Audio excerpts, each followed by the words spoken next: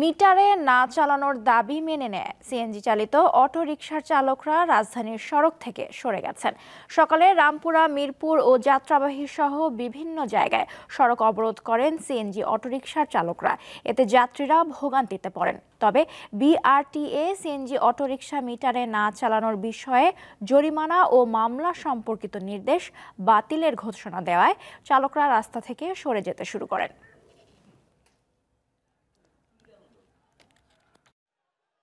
ট্রেনের টিকিট কাটা রয়েছে 10:45-এ। আমি এখন ভেঙে ভেঙে যাচ্ছি। ইচ্ছা মতো আন্দোলন করতেছি, এটা তো ঠিক না।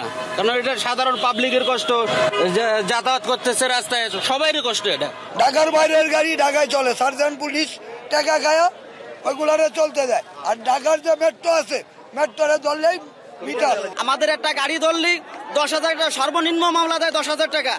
আর সবচেয়ে পুলিশ টাকা খায় হচ্ছে আমাদের সিএনজির কেস থেকেই বেশি। এই জিনিসটা যেহেতু অলরেডি সরকারের পক্ষ থেকে আদেশ জারি করা হয়েছে, সেক্ষেত্রে তখন থেকে বাতিল। তারা এই মুহূর্তে বলেছে তার সড়ক ছেড়ে দিবে এবং স্বাভাবিক যান চলাচল করবে। এবং তাদের যারা নেতা রয়েছেন বা যারা এখানে নেতৃত্ব দিচ্ছিলেন তারা আমাদেরকে এটা নিশ্চিত করেছেন। দর্শক, রাজধানীর রামপুরায় রয়েছেন সহকর্মী স্বস্তিকা সিংহ। তার কাছে জানবো সড়কের এখনকার অবস্থা। স্বস্তিকা, সিএনজি চালিত অটোরিকশা চালকরা সরে যাওয়ায় যান চলাচল এখন স্বাভাবিক হয়েছে কি?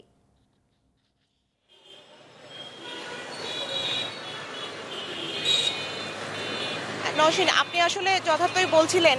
সকাল 8টা থেকে কিন্তু সিএনজি চালিত অটোরিকশা চালক যারা রয়েছে তারা কিন্তু সড়ক অবরোধ করেছিল এবং তারা সড়ক অবরোধ করার পর কিন্তু তাদের যে দাবি ছিল সেই দাবি কিন্তু নিয়ে তারা দাঁড়িয়েছিল এবং তারা সড়ক অবরোধ করার কারণে কিন্তু যে সড়কের যে স্বাভাবিক যে পরিস্থিতি সেটি কিন্তু বিঘ্নিত হয়। কারণ আজকে আসলে রবিবার এবং অনেক অফিসগামী যাত্রী সকালে রাস্তায় বের হয়েছিল এবং এই পরিস্থিতি নিয়ন্ত্রণে আনার জন্যই কিন্তু প্রশাসনের পক্ষ থেকে সকাল 10টার পর কিন্তু ঘোষণা দেওয়া হয় যে বিআরটিএ কিন্তু অটোরিকশা চালকদের যে নতুন আইনটি করেছিল সেই আইনটি কিন্তু শিথিল করেছে এবং সেই আইনের মধ্যে উল্লেখযোগ্য ছিল যে তাদেরকে অটোরিকশার যে মিটার, সেই মিটারের যে বিষয়টি এবং সেই মিটারের পাশাপাশি কিন্তু তাদের জরিমানা এবং মামলার বিষয়টি উল্লেখ ছিল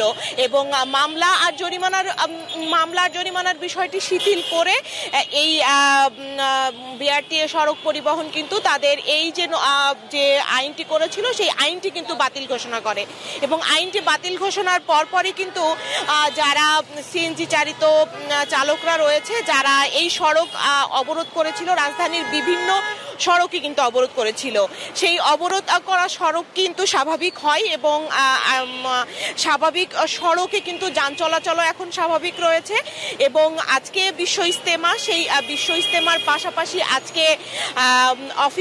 আজকে রোববার এবং অফিসগামী যাত্রীদের যে ভোগান্তি তৈরি হয়েছিল সেই ভোগান্তিও কিছুটা স্বাভাবিক পরিস্থিতিতে এসেছে এবং এখন সড়কে স্বাভাবিক যানবাহন চলাচল করছে এবং সড়কের যে বিঘ্নিত অবস্থা ছিল সেই বিঘ্নিত অবস্থা থেকেও সড়ক এখন অনেকটা স্বাভাবিক। প্রশাসন এবং আইন শৃঙ্খলা বাহিনীর সহায়তায় কিন্তু আজকের এই সড়কের যে অস্বাভাবিক পরিস্থিতি ছিল সেটি কিন্তু স্বাভাবিক